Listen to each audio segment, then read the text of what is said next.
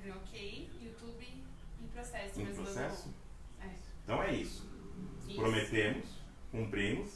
17 horas hoje na nossa live. Boa tarde, pessoal. Enorme prazer estar aqui com vocês. Hoje um pouquinho mais diferente, até num feriado do 20 de novembro, né, que faz menção à consciência negra.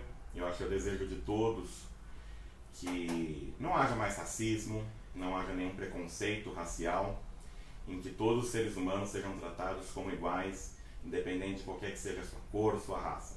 Eu acho que essa é a nossa mensagem inicial para começar essa live de bastante informação que a gente tem.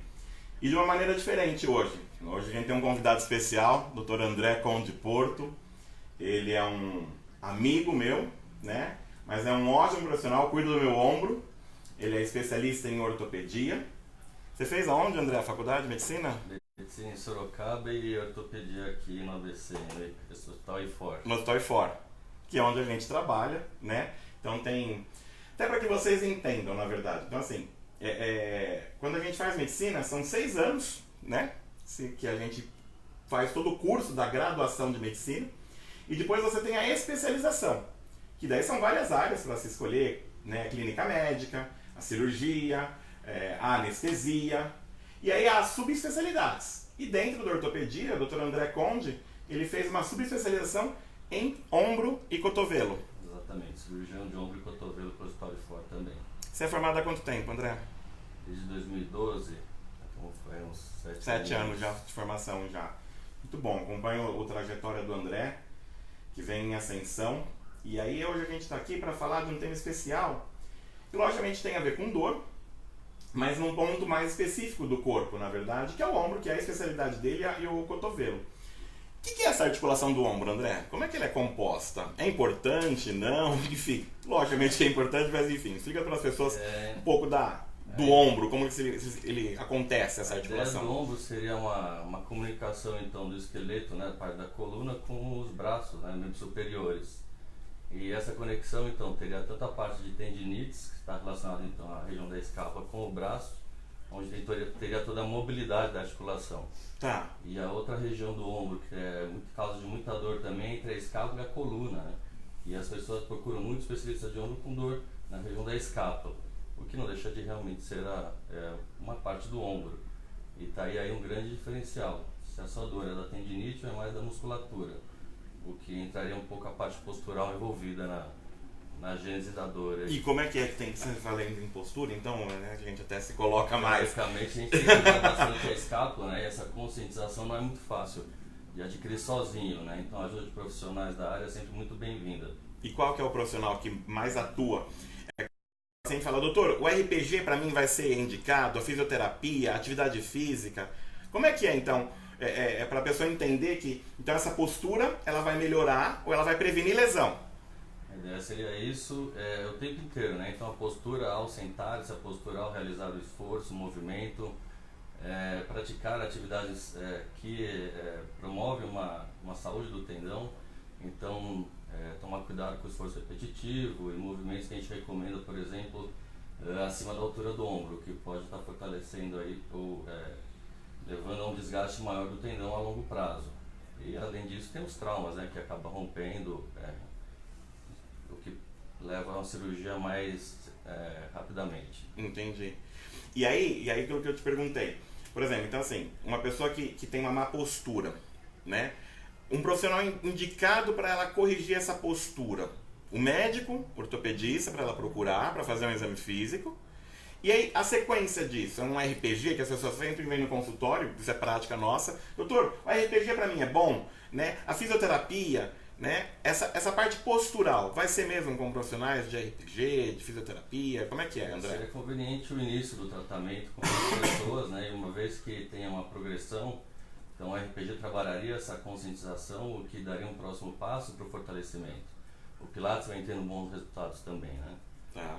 E numa crescente a exercícios funcionais para então essa pessoa adquirir um condicionamento associado à mobilidade adequada para que não tenha uma sobrecarga articular.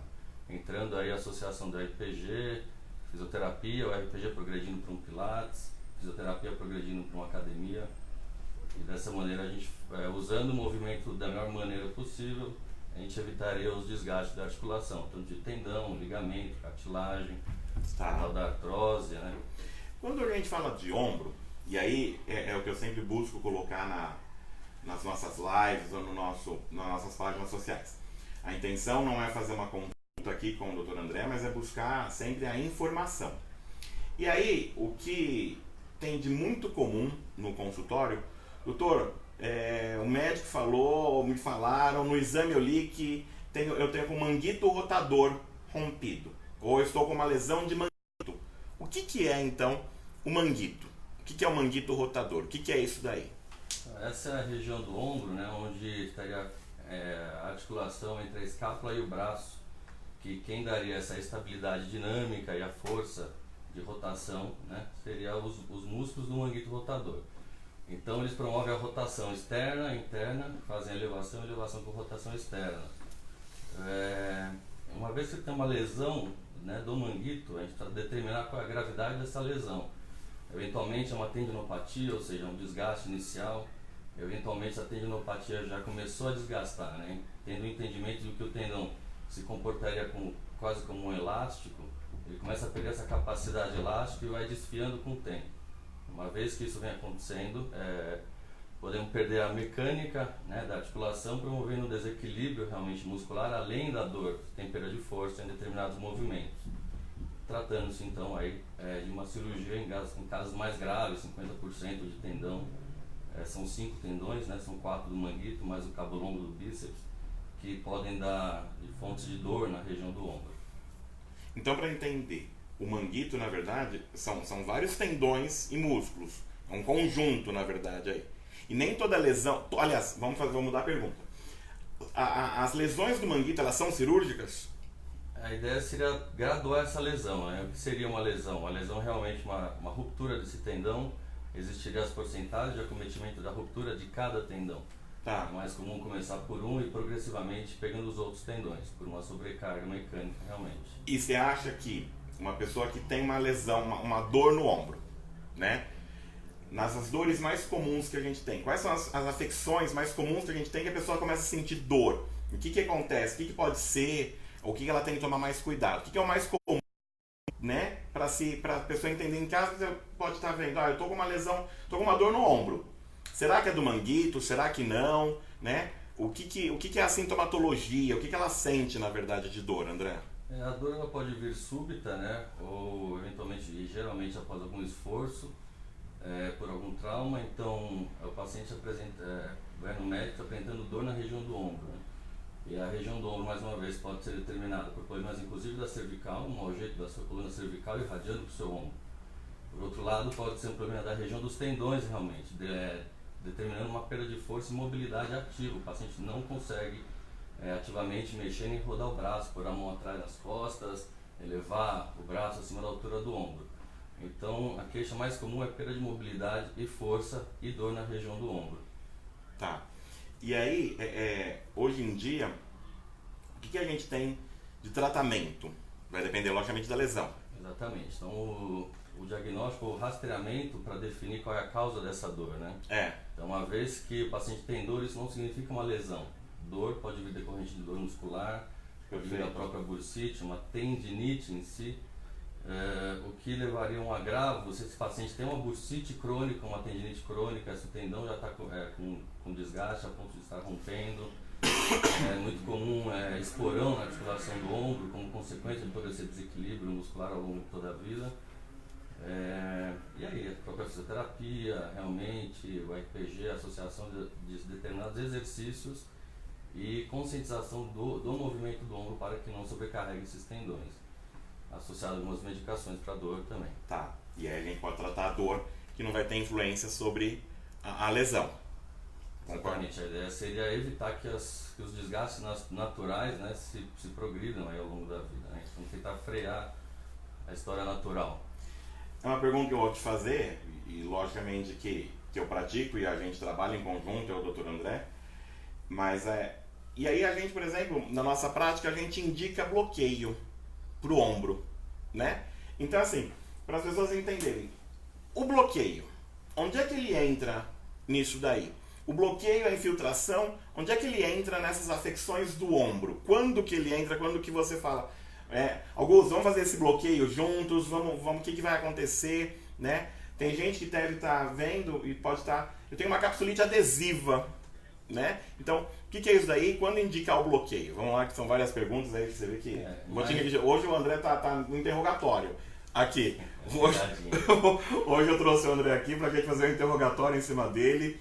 Ele é que tá falando, então eu acho que é pra poder tentar passar o máximo de informações possíveis aí pra vocês. Então, André, assim, quando a gente indica um bloqueio, por que se indica um bloqueio na tua prática clínica? Né, a capsulite adesiva seria um dos diagnósticos mais chatos que um especialista de ombro poderia tratar, né? Então, às vezes o paciente não tem conscientização de que, além da dor, ele realmente perdeu a mobilidade, tanto ativa, que seja, ele não consegue mexer o braço sozinho, ou nós, da área da saúde, fazer a mobilidade passiva. Nós pegamos o braço do paciente e fazer a mobilidade. Uma vez que a amplitude de movimento passiva, que é quando alguém exerce o movimento, está bloqueado, então seria a capsulite adesiva. Essa é uma condição muito dolorosa, que acaba cometendo tanto as duas regiões, se é que eu posso dizer assim, da articulação da região do ombro, que é a articulação do braço com a escápula com a coluna. É muito comum os pacientes virem para o médico já com a região da escápula com contratura muscular, a região da cervical com contratura muscular, além da própria região da tendinite bursite com dor e limitação. Então o bloqueio ajudaria muito também para a gente conseguir fazer uma triagem, além de aliviar a dor do próprio paciente, essa dor muscular, a dor que vem irradiada, essa dor da própria contratura e das consequências da falta de um tratamento e de uma orientação adequada na hora certa. Então a prevenção acaba sendo, sem dúvida nenhuma, o melhor caminho aí, né? Então você vê que na verdade, se é que eu posso dizer assim, vou estar compartilhando a ideia. O bloqueio, ele vem para complementar o tratamento, né? E que é o que eu falo muitas vezes, né? Ele vem para te dar uma ferramenta para que você possa, a partir desse bloqueio, com um alívio de dor, ter uma reabilitação melhorada. É isso. Sem dúvida nenhuma. Os fisioterapeutas também andam agradecendo bastante essa atitude, essa conduta, que facilita muito o trabalho deles para a recuperação. Então não é porque o paciente está com uma capsulite adesiva ou com o ombro congelado praticamente, que isso é cirúrgico ou que isso é muito grave. Está numa situação realmente delicada e grave que deve ser tratada um pouco mais agressivamente, e aí entraria os bloqueios junto com manipulação, inseração. Você falou agressivamente, mas o bloqueio ainda ele é minimamente invasivo, né? Sendo minimamente invasivo, mas porque a gente não vai ter corte nenhum no bloqueio, né? Exatamente. Então, e aí exatamente para as pessoas também entenderem, para a gente saber, o bloqueio, a gente vai utilizar métodos de imagem, né?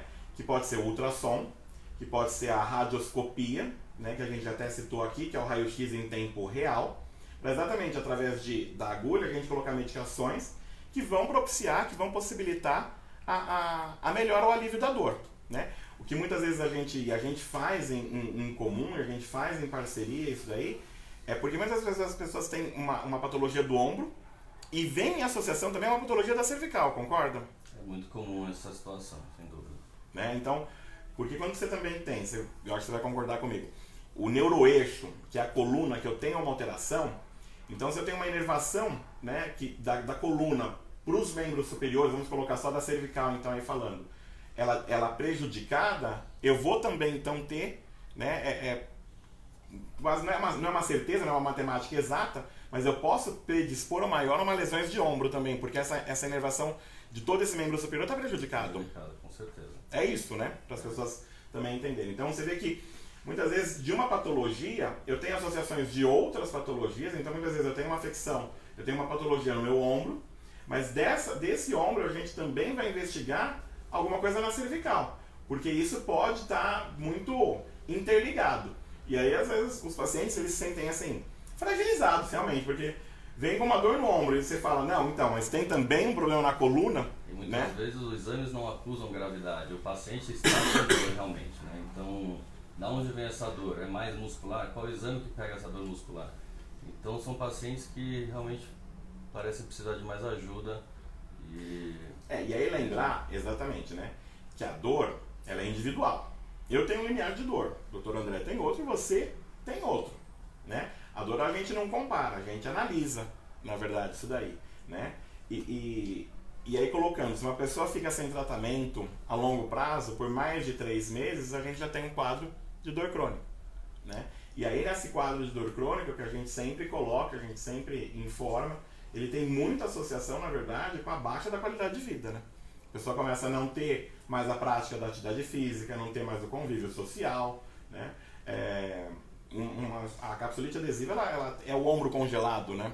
Então você não vai ter uma mobilidade do teu braço, Não né? consegue descansar, começa a ficar mais irritado. O sono é prejudicado, Sono prejudicado. né? Então são afecções que a gente vai estar levando aí. Interfere muito a qualidade de vida do paciente e a gente trabalha muito nesse foco. Então, apesar de não ter lesões graves ou eventualmente pacientes que têm lesão grave, inclusive tanto no ombro quanto na cervical. Sim. Aí qual que é a prioridade desse paciente? Então, muitas vezes a gente usa o bloqueio para dar uma acalmada nessa situação. Sim. E levando um pouco com mais calma. Isso é bastante interessante. Fala. Temos Eles uma querem sempre pergunta. falar comigo, daí você viu, né, como é que é. Tipo, como eu contei como é isso daí. Nós temos uma pergunta. Então manda as perguntas. Um atleta com inflamação no nervo ciático poderá voltar a jogar? Pode, bem provável que possa voltar a jogar, sim. Bem provável que possa voltar a jogar. Logicamente que, né, a gente saiu do ombro, fomos lá pro nervo ciático, lá pra coluna, lá pra perna, né? Mas sim, a gente tratando, concorda, André? Sem dúvida nenhuma, entraria no mesmo raciocínio. Pra descobrir a causa dessa inflamação do nervo ciático.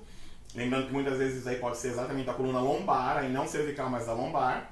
E aí sim, mas é bem provável que a gente possa reabilitar esse paciente, esse atleta aí, seja ele amador ou profissional, para voltar. Logicamente que quando a gente tem um atleta profissional, as lesões elas são muito mais importantes e o cuidado que a gente tem que ter também é muito mais importante até com as medicações, porque tem o doping.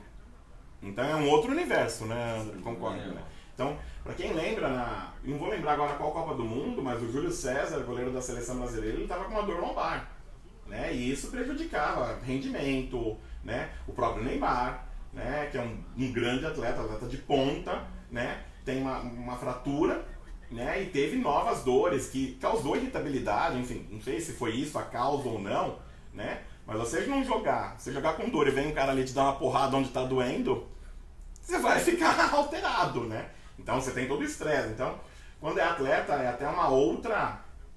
É sempre um outro parâmetro, na verdade, que a gente detém. Mas respondendo a pergunta, é possível sim voltar completamente. E André, falando de ombro ainda, aí que foi o que a gente escolheu para vir esmiuçar hoje. E quando é cirurgia? A cirurgia do ombro tem dor? É dolorosa? Ela é grande? Não? Como é que funciona a cirurgia? É aberta? Tem corte? São duas maneiras, pensando no computador, né? São duas maneiras que a gente costuma fazer. Existe a cirurgia por um corte único, né? Onde acaba machucando um pouquinho mais a musculatura, e teria a via artroscópica. De qualquer maneira, dentro da articulação, a cirurgia acaba sendo a mesma.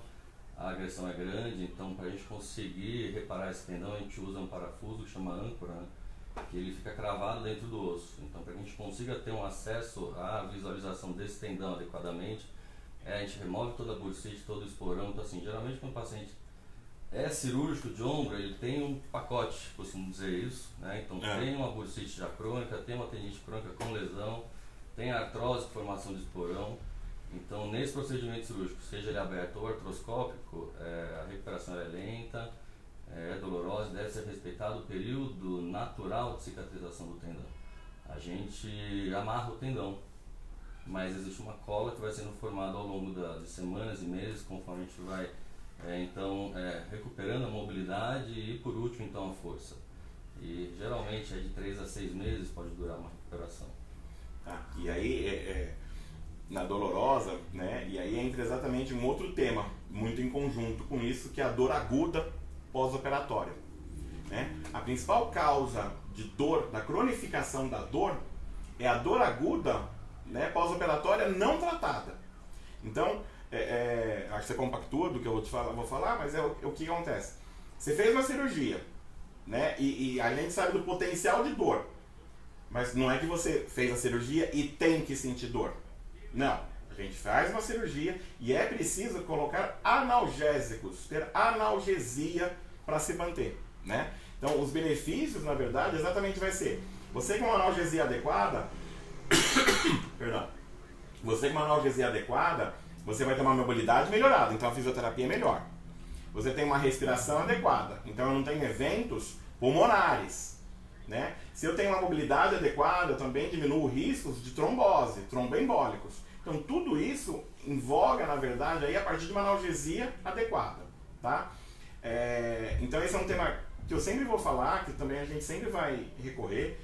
É preciso mudar uma cultura que existe, né? E logicamente essa mudança ela não é do dia para a noite, mas não é porque aconteceu uma cirurgia que eu vou ter dor. Eu vou ter dor, mas eu não preciso sofrer com essa dor. Há remédios para isso, tá?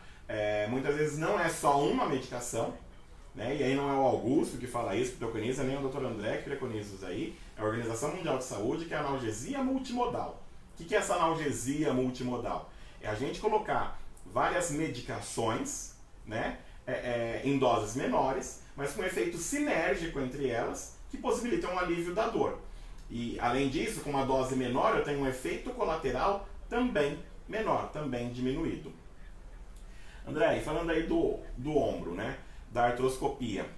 E a gente hoje tem uma prática, na verdade, de medicina regenerativa, né? Como você vê isso daí? E aí falando do que é a medicina regenerativa, né? A medicina regenerativa, ela vem para mostrar e para ser uma nova ferramenta no tratamento da dor, para que com as próprias células mesenquimais, as próximas células do nosso corpo, a gente possa modular novas reações inflamatórias que possibilitem a regeneração do tecido. Você acha que isso para o ombro vai ter... Tem campo? Essa é uma área que vem crescendo, sem dúvida nenhuma. Tem interesse, sim, vem crescendo.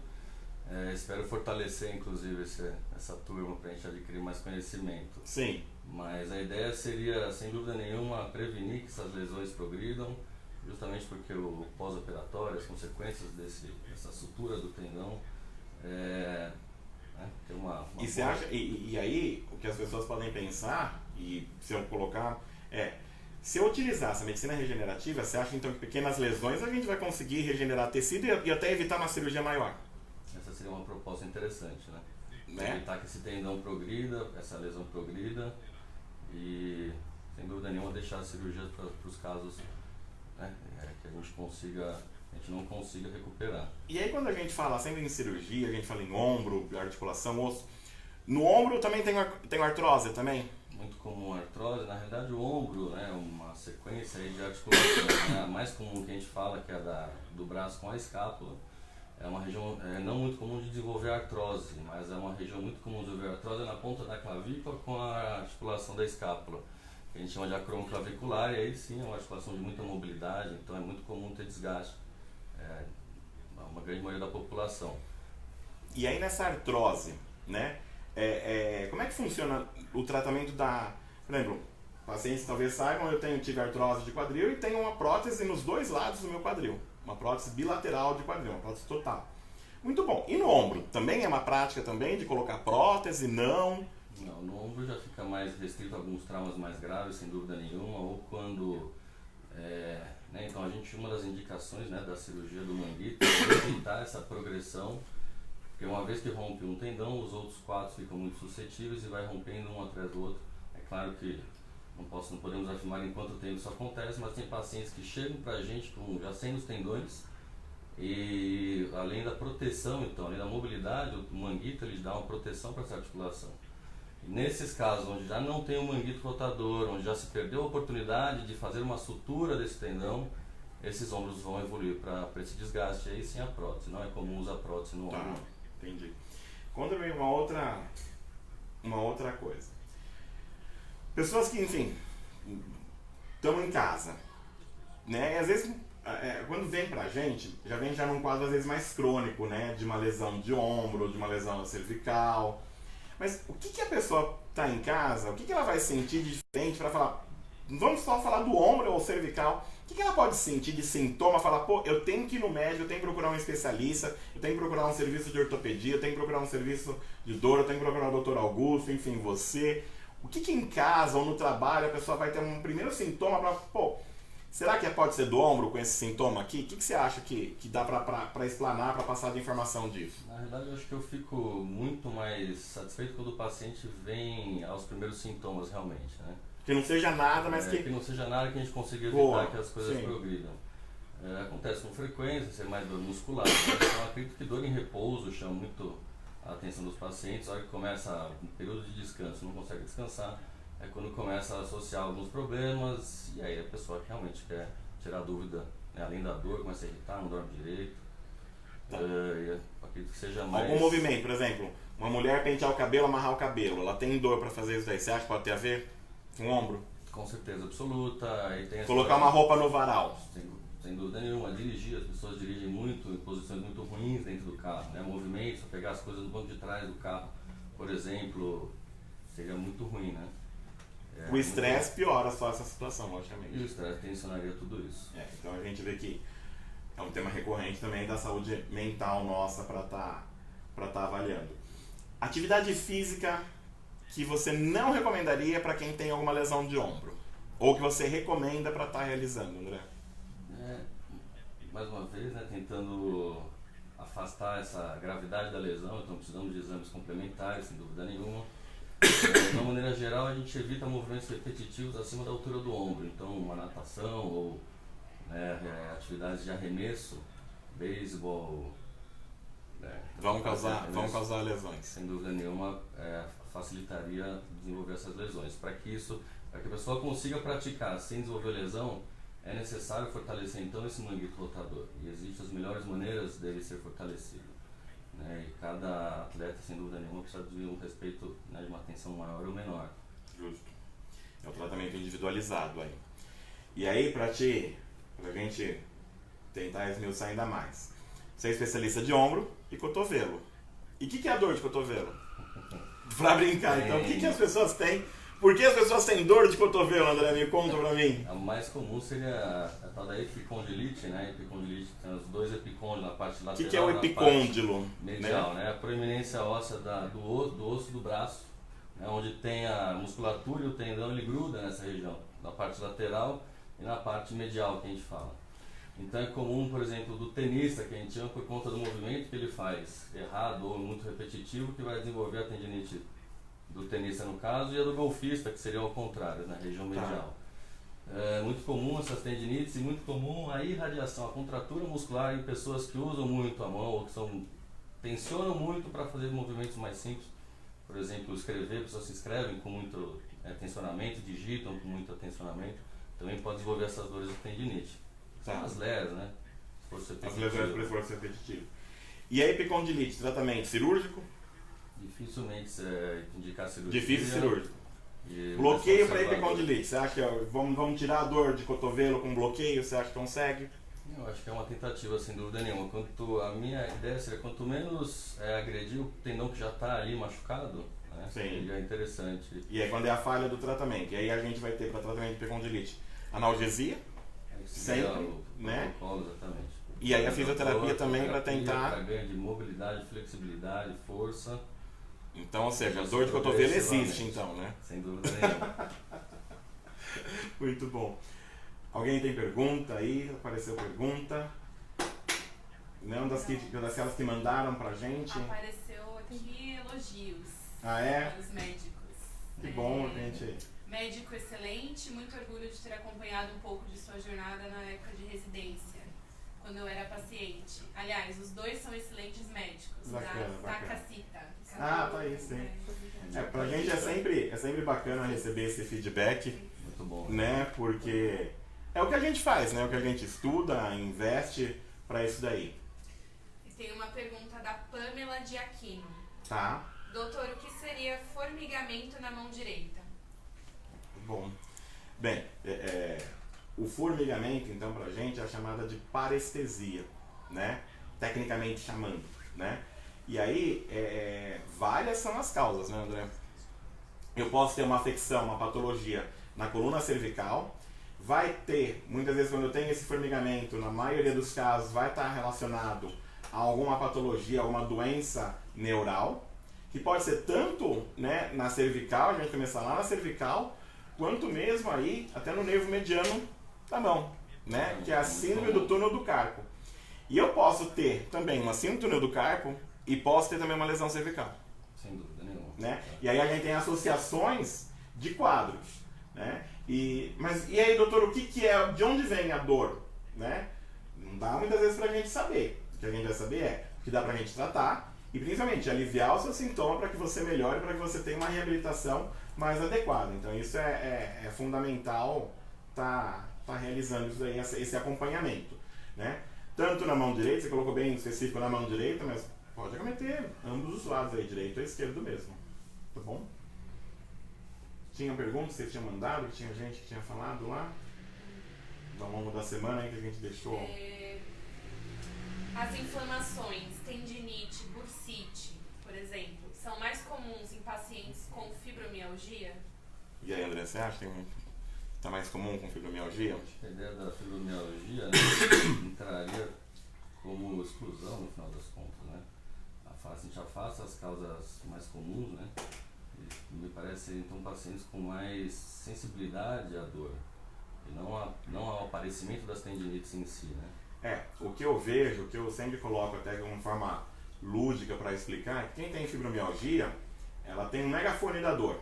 Ela tem essa dor, a sensibilidade da dor amplificada, né? Mas quem tem fibromialgia pode ter bursite, pode ter epicondilite, pode ter alguma patologia cervical, né? Não é por isso, não é que ela tem fibromialgia, que ela não vai ter as outras patologias. E a gente tem que tratar adequadamente cada uma e investigar disso daí.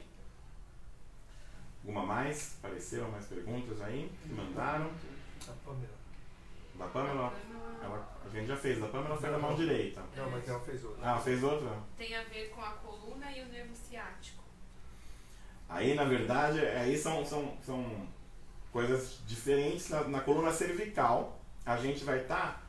Então, para mais ou menos entender. A coluna é única, né? Você tem uma coluna, né, no corpo, mas a gente pode segmentá-la. Concorda? Estamos com ortopedistas aqui, não estamos super respaldados. Só para brincar. O que a gente vai estar segmentando essa coluna? Na coluna cervical, a gente tem... A coluna ela serve para proteger uma estrutura extremamente nobre do nosso corpo, que é a medula. Que é exatamente por onde passam todos os nervos, toda a inervação do corpo humano.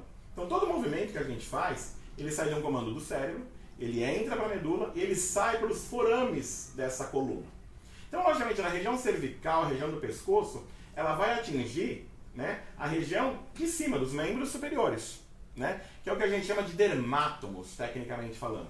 De cada uma da região, a vértebra cervical 2, a 3, terceira, a quarta, são 7 vértebras cervicais. Para cada inervação que sai tanto ao lado direito quanto ao lado esquerdo, vai ter um ponto de inervação que ela atinge, uma área, uma região.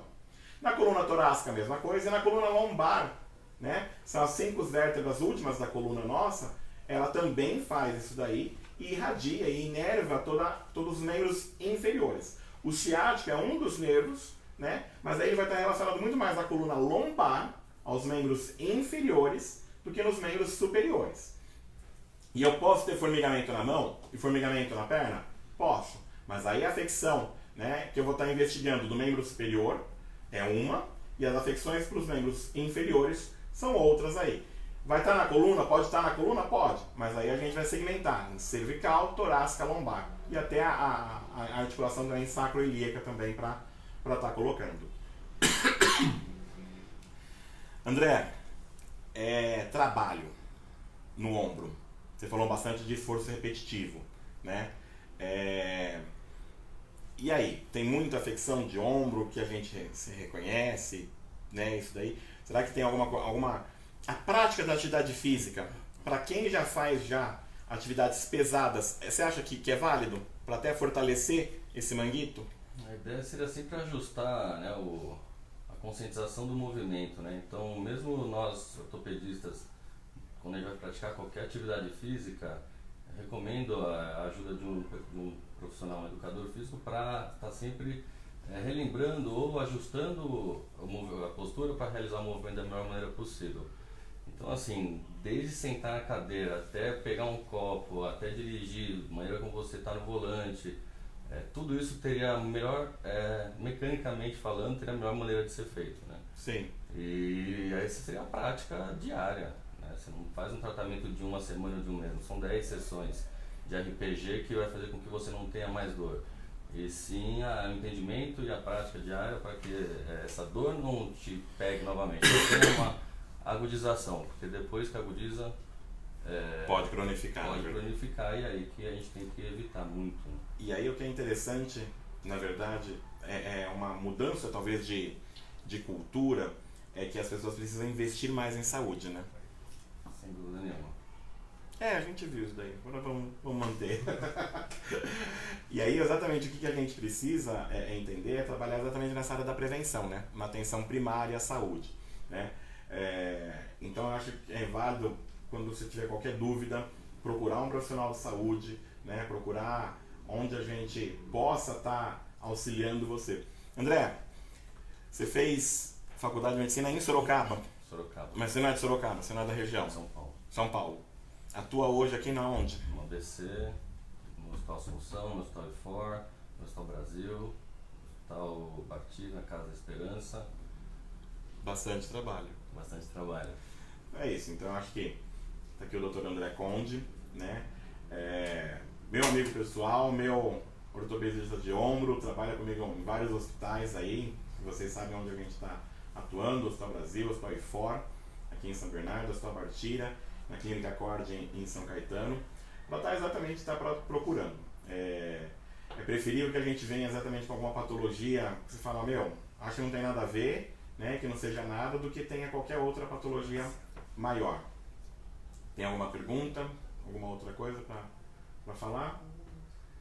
Viu? A Márcia Andréia Varini. Sim. RPG, tratamento ótimo. Acho que ela está perguntando se é um tratamento ótimo, né? Sempre quando RPG. bem indicado, né? Seria o início de um tratamento. Né? A reeducação postural global, que é exatamente o que quer dizer essa palavra RPG, né? E aí pro André, o que ele colocou desde o início do nosso bate-papo foi o quanto importante é a postura, né, André? Em relação à escápula. A conscientização é saber exatamente como movimentar o corpo a seu favor, né? Sim. O que fica bem... É difícil. Quando os pacientes chegam na nossa frente, é que o RPG, a princípio, para quem é muito ativo, pode até parecer ser muito devagar, né? Sim. Mas grande parte da população precisaria passar por isso, que é um começo para engatinhar nesse assunto, sem dúvida nenhuma. Tá. E aí essa postura vai desde do sentar-se corretamente, do dirigir corretamente, e até, logicamente, se você passa maior tempo no trabalho, também a ergonomia do trabalho, né? Sem dúvida nenhuma.